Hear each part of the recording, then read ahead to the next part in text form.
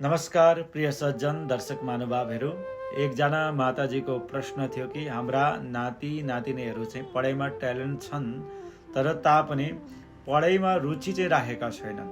समयअनुसार अलिकति पढाइलाई लिएर चाहिँ अलिक चिन्तित छु र राम्रो सब्जेक्ट अनुसार पनि यिनीहरूको रिजल्टमा पनि समस्या आइराखेको छ।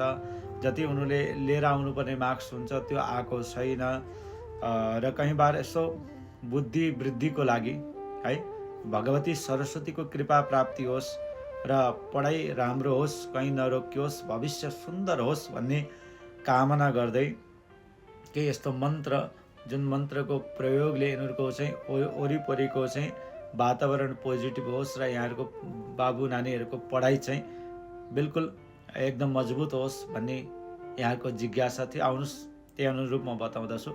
हेर्नुहोस्, कुनै पनि बुधबारको दिन चाहिँ एउटा रुमाल आकारको चाहिँ है रुमाल आकारको एउटा चाहिँ सेतो सुतीको कपडा लिनु होला। त्यसमा यहाँहरूले पहेँलो मार्करले यो मन्त्र लेख्नु होला है। ओम ऐं श्रीं सरस्वती बुध जनन्यै स्वाहा।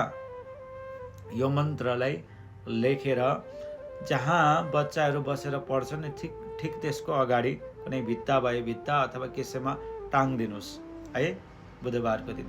बस त्यहाँ त्यो मन्त्रको साथमा बसेर यिनीहरूले पढ्यो भने, त्यहाँ पढियो भने स्मरण शक्ति पनि तेज हुन्छ र पढाइ पनि बढ्दै जान्छ। मन्त्र दिएको छ, त्यही मन्त्र यहाँहरूले लेख्नु होला।